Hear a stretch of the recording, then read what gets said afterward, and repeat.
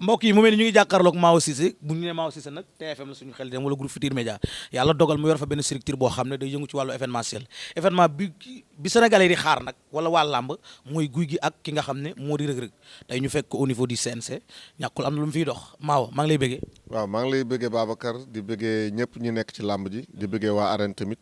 waaw dañ ñëw pour signer avenant yi parce que dañu am face à face guy gi ak rëg-rëg mardi 25 janvier incha allahu rabi en direct sur TFM. en direct sur TFM. waaw. face à face bi fan lay amee. waaw en fait bëgguñu wax lieu bi moo tax parce que mais ñi mu concerne lañ leen jox information pour wax leen fan lay amee parce que pour problème sécurité moo gën a yokk tax mais en direct la nekk sur TFM et que acteurs yi ci war a ñëw yëpp incha allahu rabi nañ leen communiquer fan lay doon bu soobee yàlla waaw. am daal pour sécuriser ba béréb ba sécuriser mbir ma ba benn jafe-jafe ban fa am moo tax ngeen bëgg ko daal def ci lu nga xam ne ni daal ci ñi mu concerné kese lay dem. waaw parce que bu ñu ne meilleur combat de la saison donc dafa war a nekk meilleur événement et pour meilleur événement sécurité moo ci war a njëkk d'abord ak organisation loolu moo tax quoi te si loolu la ñuy dox waaw. nga nekk te groupe Futurs Médias nekk jeune bànqaas bu toll noonu ñu jox la ko dénk la ko surtout ci côté lamb bi nga di ko doxal loolu Maaw biñ la ko dénkee lan nga sentir ak charge bi est-ce que diis na wala oyof na pour Maaw. non loolu continuité la rek parce que lu tax man la continuité la mooy man yàlla dogal na depuis 2005 maa ngi ci làmb ji waaw donc depuis 2005 maa ngi ci làmb ji nekk réalisateur mais en même temps di gëstu ci côté yu bëri ci côté organisation côté événementiel ba ci côté comportement lutteurs yi sax parce que man damay yàgg di dem ci mbër yi daanaka man maay première personne boo xam ne maa ñëw kër mbër 3 heures du matin yee ko ànd ak moom ba guddi donc mbëri ñu ci bëri ku ci nekk personnellement dem naa ba xam seen ay comportement parce que dama daan nekk ak ñoom 24 heures sur 24 donc ba pare en plus de ça man du combat bii rek laa taxawal parce que ku taxawal combat Eumeu Sène Balla Gaye donc donc yeneen combat yooyu du la jaaxal mooy bi Eumeu Sène di dóor Balla Gaye di ko daan. mooy bi mu koy wër ndombo. waaw exactement. waaw drapeau Lamine Diack yàlla na ko yàlla yërëm. drapeau Lamine Diack mooy nuyuwaale. ba nekkoon Kaolack. exactement donc combat boobu man maa ko coordonné maa ko taxawal ba affaire bi taxaw ak yeneen combat. wax nga dëgg lam ju neexoon face à face ba defe naa ne ba nga amoon Fatick ca stade ba suma juumul Fatick ou Kaolack am parce que man maa nga fort. ak monument de la renaissance aussi waaw donc continuité la rek moo tax ba pare ak structure bi Sénégal Entertainment Group en fait structure événementielle la en général mais dafa am benn bànqaas boo xam ne ci wàllu làmb lay yëngu man ci bànqaas boobu côté boobu lañ ma dénk quoi ma nekk ci di ko coordonné moo tax ñu noonu nañ organiser guy gi ak rëg-rëg pour ubbee ko mu nekk le meilleur combat de l'année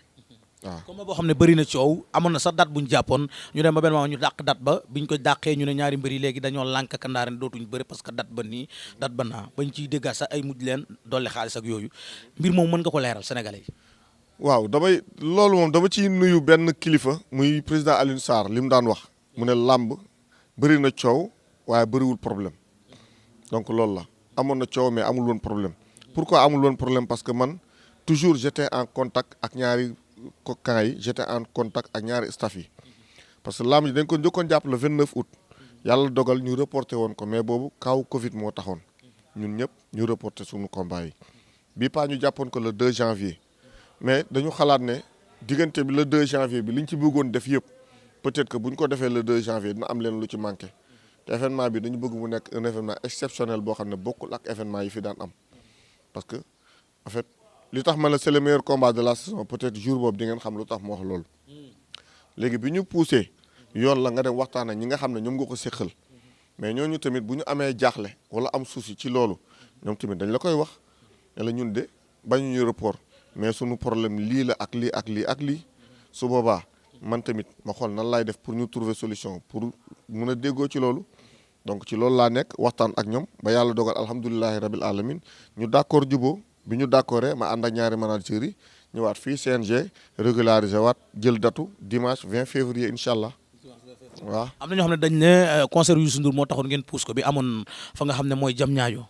Dakar Arena ñu bëri loolu lañ wax ba ñu bëri jàpp ne sax kon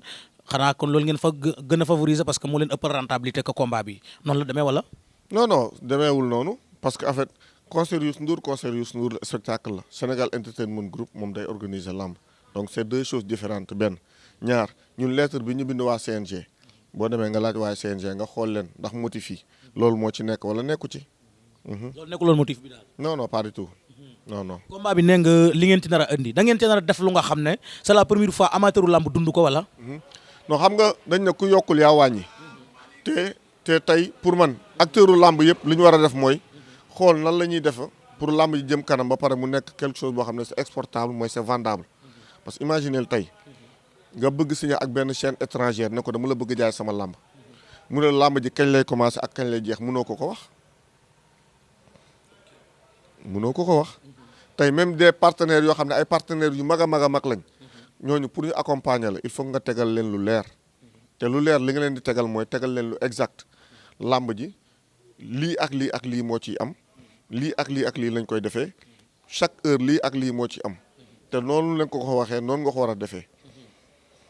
donc yooyu yëpp ay paramètres la yoo xam ne ñun dañoo ñëw pour indi ko benn ñaar tey par exemple man bi Père Gaston Mbengue di def CLAF ñëw ma war ko réaliser je me suis dit que bu fekkee ne damay ñëw def li nga xam ne moo fi nekkoon pour man indiwuma dara quoi man ma ñëw woo sama ñi ma war liggéey yëpp ne leen bugguma ñu teg caméra sur pied da ngeen di jël caméra def ko à l'épaule dem uti ji information yi comprendre nga ne leen mbër yi dañu am ay fiche technique kii toog di seetaan il faut mu xam mbër mi ban at la am lan mooy taayam lan mooy poids am ñaata combat la am ñaata victoire ñaata défaite su boobaa ñoom fi ñu nekk bu ñu amee information yi fi ñu toog dinañ mën pronostiquer mais waa jàpp nañ ne kat kii mooy favori wala kële mooy favori ma jug dem ci intimité mbër yi ñëw yee mbër bi fajar ànd ak moom dem géej pare jóge géej ñëw mu toog ndékki bu ndekkee pare tëdd nelaw man ma toog di ko xaar parce que daf ma ko jaral xaar ko mu nelaw ba yeewu dem entraîné ji salle ñëwaat toog añ ma toog di ko xaar encore bu tëddee nelaw ba yeewu dem géej wala mu dem contact pare ma ñëwaat toog di ko xaar bu ñëwee reer ba pare tëdd nelaw noppalu ma toog di ko xaar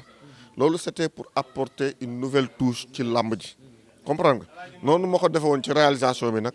noonu tamit la ñu jàppee war ko mën a def ci organisation làmb ji. kon su ma la déggee daal leneen lu bees loolu ak partenaires yooyu moo xam à l'étranger la ñuy jógee wala fu ñuy jógee mais est-ce que loolu boo ko bëggee indiwaat fii wala boo ko bëggee def loolu est-ce que tey dina yomb au niveau du CNC ak ni ñu organiser làmb ji ak jàppal bàyyil est-ce que loolu di nga ko traité ak waa CNC quoi. man nag du ma def dara loo xam ne en fait waxtaanuma ci ak CNG ba pare chaque jour lu may def damay woo ñambe wala moo président Bira ñëw ma toog waxtaan leen lii ak lii laa bëgg a def nii ak nii laa ko bëgg a defee ñoom ñu ànd ceeg man waxtaan ceeg man bañ juboo parce que lépp rek pour gën a defar la vraiment parce que comme man lu may wax toujours mooy mën nga liggéeyal làmb te du fekk nga nekk biir CNG parce que gars yi dañuy yaakaar ne waa CNG rek ñoom ñoo war a liggéeyal làmb ñoo war a taxawal làmb mais non man jàpp ma loolu man dama ne mën nga liggéeyal làmb te du fekk nga nekk CNG man lu baax lu ma gis muy defar wala lu bon lu ma gis muy yàq du ma xaar damay ñëw wala ma jël sama téléphone woote su ma amee idée bu rafet tamit damay ñëw indi ko apporter ko parce que ñun ñëpp ñun ñoo war a defar donc man loolu laa ko jàppee moo tax waaw. Gouye Gui Reug Reug su ma la laajee en tant que maa aussi si amateur bu yàgg dem ci mbër yi tey combat bi yow noo ko gisee. waaw Gouye Gui Reug Reug xam nga Reug Reug Sa Thiès laa ko bëggoon booleel. lu tax jëlu ko. la moo tax Sa Thiès jëlu ko. bon peut-être ñoom ñoo am raison lu tax jëluñu ko. kon Gouye Gui sa deuxième plan la woon. non bi parce que Reug Reug kenn nangu ko woon jël. waaw kenn nangu ko woon jël. kenn léegi Gouye Gui mi nangu jël ko. kon am na raison yu tax mu jël ko parce que jëlu ko pour daanu. léegi Reug Reug man dama ko topp premier combat am ba combat am bi mujj. bi ko sëñ Mor ñaar tëgg muy bëre Clinton ma koy fekk ci géej gi muy entraîner dem lutte traditionnelle bu ñëwee jël xaalis bi mu doon am di koy jël yëpp séddale ko waa Caaroy ak waa Gorée su ma waxee xam na lu tax ma wax ko loolu ma topp ko mu dem ba nekk roi ci lutte simple ñëw ci bëre dóor ni mu nekkee roi ci lutte simple noonu la bëgg a nekkee roi ci bëre dóor te dafa jàpp ne ku mu taxawal sa kanam war na la mën a daan parce que moom moo la mën conviction boobu la am parce que dafa gëm boppam yàlla dogal mu dem MMA commencé fa percé am gàllankoor bu ndaw ñëw amoon na yeneen combat MMA yu mu amoon mu laaj ma ndax mën na ko jël ma autorisé ko ne ko mën nga koo jël après mu réfléchir mu ne ma non non combat bi daf ma ñor baal ma jël MMA bi tege ko nële ba combat bi passé kon xam nga kooku jaral na ko beneen bi ñu dem seeti ko mu ne sama gaar laa jël seer ko géejawaay damay jël guy gi dugal ko ci gaar gi dem jëlaat encore ñëw indiwaat kon xam nga fi ne nii moom raatale waa géejawaay la bëgg guy gi nag moo ko koo xam ne day këpp yalwaanu xale exactement ku ñëw mu freiné la te dafa am benn affaire bu am dafa ne nee nañu Reug Reug mooy favori bàyyi leen ko favori ba bis ba guy gi boo ko woowee téléphone wax ko benn affaire da koy jël au sérieux ba programme bi amul dara lu mu ciy caaxaane dara pour wax la le premier ñoom dañoo waroon ñëw ci face à face bi mais daf ma ne maaw dama laa ñaan rek comparé gu ma may ma ba beneen face à face ma ne ko may naa la loolu pour wax la sérieux bi mu am ci combat bi benn ñaar bi mu jógee États-Unis ba ñëw ngeen gis ngeen ni mu mel gis ngeen ko vraiment ku ko xool xam ne athlète la te dafa ñëw ba ci Reug Reug ne ko yow ba nga demee ba ñëw nii nga toll bu la boo demal liggéey de parce que lii nga def nii daanu ma te instant bii am na un moment guy gi dañ ko bëggoon booleeg Eumeu Sène man combat boobu maa ngi ko doon dox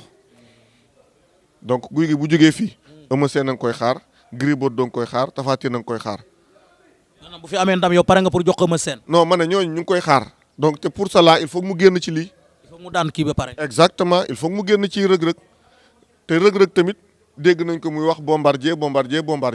te bëgg na balaa fi bombardier du jógee mu daan ko mu bëreeg moom léegi pour cela nag moom tamit il faut mu bëreeg guy gi ba pare loolu moo tax man la c'est le meilleur combat de la saison te beneen affaire dafa am gars yi dañoo nam wëlbét gàng fii nga koy gisee nag daan ba toog sa kaw morom. exactement surtout ci biir arène bi combat bu ma. verdict arbitre du am wëlbét gàng mooy am incha allah bu soobee yàlla.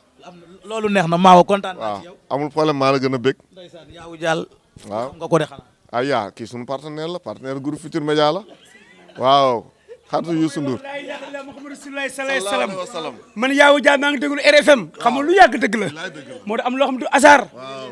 nit nag dañ koy xoolee ndax nit ñoom seen patron mooy sama xarit moo tax maa ak ñoom ànd bu yàgg bi dëgg la sëñ Bamba moo tax ñoom mënu ñëw dëgg laa mujj mag te neewu ñu ma sa Yawou kaam barke sëñ Bamba waaw mais ma Youssou la yóbbu Bercy defe waaw Youssou la loolu dafa yàggee déglu la xanaa maag moom depuis jamono yi laay laxale ma Rasulullah sallallahu alayhi wa sallam man Yawou Dial maa ngi déglu RFM xam nga loolu yàgg na boobu 7 heures du matin wala 6 heures moom ngay njëkk a déglu kon boog am na loo xam ne mënu ma lu dul ñaanal yàlla société Youssou Ndour yaa ak Super Étoile sa kaw sa kanam barke sëñ Bamba ndax ñoo moo ko jiw quoi barke sëñ Bamba allez yaa waaw kontaan naa. waaw loo bëggoon waaw non di sant ñëpp di gërëm ñëpp di wax rek ne làmb ji dina toll a commencé dina teel a jeex